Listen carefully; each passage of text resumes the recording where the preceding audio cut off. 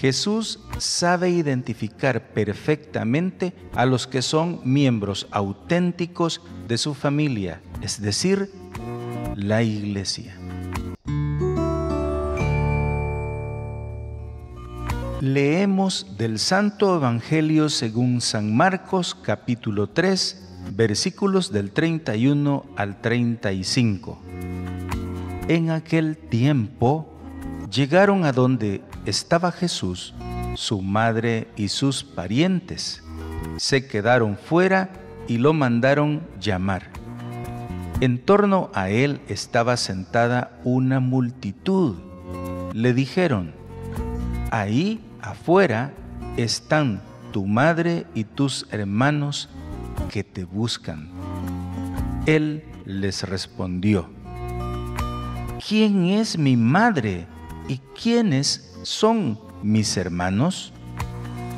Luego, mirando a los que estaban sentados a su alrededor, dijo: estos son mi madre y mis hermanos, porque el que cumple la voluntad de Dios, ese es mi hermano, mi hermana y mi madre. Palabra del Señor, gloria y honor a ti, Señor Jesús. Jesús aprovecha la llegada, la visita de su madre, de María, junto con sus otros familiares, para dar una enseñanza muy hermosa. Y antes de adentrarnos en esa enseñanza, un breve paréntesis, nada más para explicar que esos hermanos de Jesús no son hijos de María. Recordemos que Jesús es hijo único de María.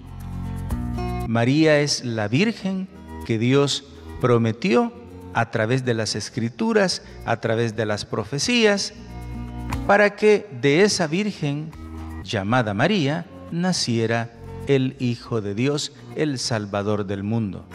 Evidentemente María no tuvo más hijos, y estos que se mencionan en el Evangelio como hermanos de Jesús no son más que familiares, porque en la época de Jesús, entre el pueblo judío, a los familiares cercanos se les llamaba hermanos simplemente. Ahora sí vamos a la enseñanza que nos trae el Evangelio de hoy.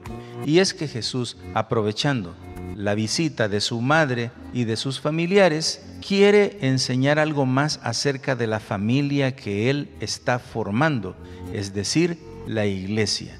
Recordemos cómo Jesús había enseñado a sus discípulos a orar, diciendo: cuando oren, digan: Padre nuestro. Esto lo que quiere decir, hermanos, es simplemente que Jesús quiere que nos identifiquemos como una familia.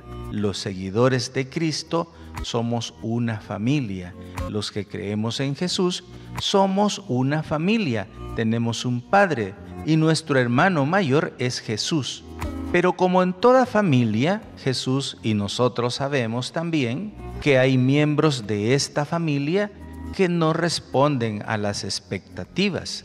Es decir, se identifican como miembros, dicen, expresan, afirman que son miembros de esta familia, pero Jesús nos da hoy la clave para identificar si alguien es verdaderamente miembro de esta familia, es decir, un miembro auténtico, un integrante auténtico y no solo de nombre. Y el criterio que Jesús tiene para identificar a aquellos que son miembros auténticos es el que nos dice el Evangelio, y voy a leerlo textualmente. Porque el que cumple la voluntad de Dios, ese es mi hermano, mi hermana y mi madre.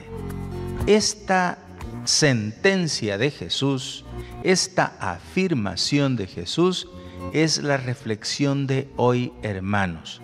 Lo primero que debemos preguntarnos es: ¿cumplo yo la voluntad de Dios? ¿Estoy cumpliendo la voluntad de Dios? De otra manera, ¿estoy haciendo lo que Dios me pide? Algo más, ¿ya identifiqué lo que Dios quiere de mi vida?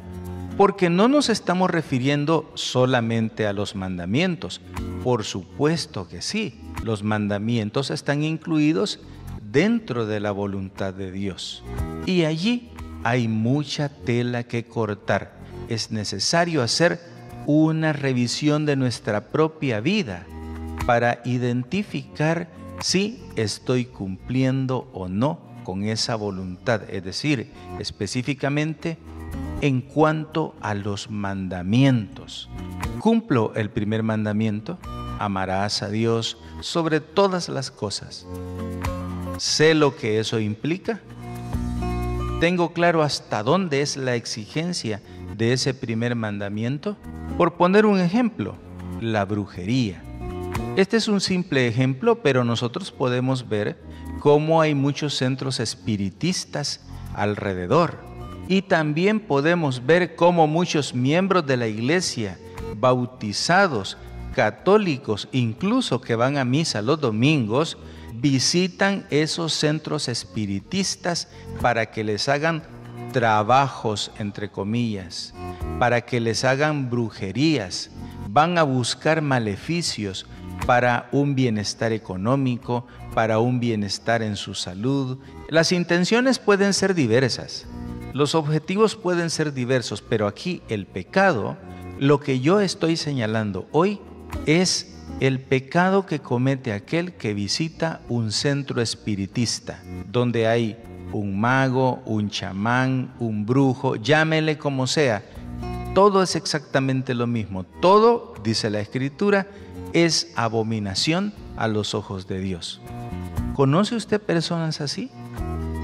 Que dicen ser católicas, pero que practican brujería. ¿O no se ha fijado usted cómo en las tiendas en la mañana cuando abren están regando unas aguas? Esas aguas tienen una connotación mágica, supersticiosa, porque la gente piensa que al regar esas aguas le va a ir bien en su negocio. Es más, el brujo le dijo que haga eso para que tenga éxito en su emprendimiento. Y así podríamos hacer una larga lista de prácticas supersticiosas y de consulta a adivinos que son prácticas que van en contra de la voluntad de Dios. Comete pecado aquel que lee el horóscopo, aquel que visita a un brujo. Comete pecado mortal aquel que consulta su futuro, que le leen las cartas, que le leen el café y quién sabe cuántas cochinadas más, hermanos. Eso es estar en contra de la voluntad de Dios. Pues bien, ese ejemplo que acabo de poner precisamente es porque nosotros podemos hacer una revisión de nuestra vida, mandamiento por mandamiento, para saber, para estar seguros de que nosotros estamos cumpliendo la voluntad de Dios. Y si no la estamos cumpliendo, entonces, hermanos, tenemos el sacramento de la reconciliación. Vaya y confiésese. Haga uso del sacramento por medio del cual encontramos el perdón de Dios. Es necesario doblegar nuestro orgullo y buscar la reconciliación con el Señor, pedir perdón a través del sacramento de la reconciliación, del sacramento de la confesión de pecados. Recuerden, hermanos, que así conoce Jesús a los que verdaderamente son sus hermanas, sus hermanos, su madre.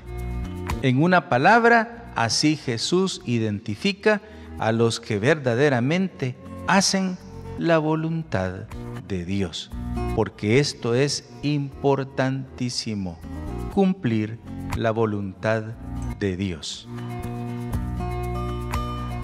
Soy Mauricio Castro de Comunidad Católica Virtual. Paz y bien para todos.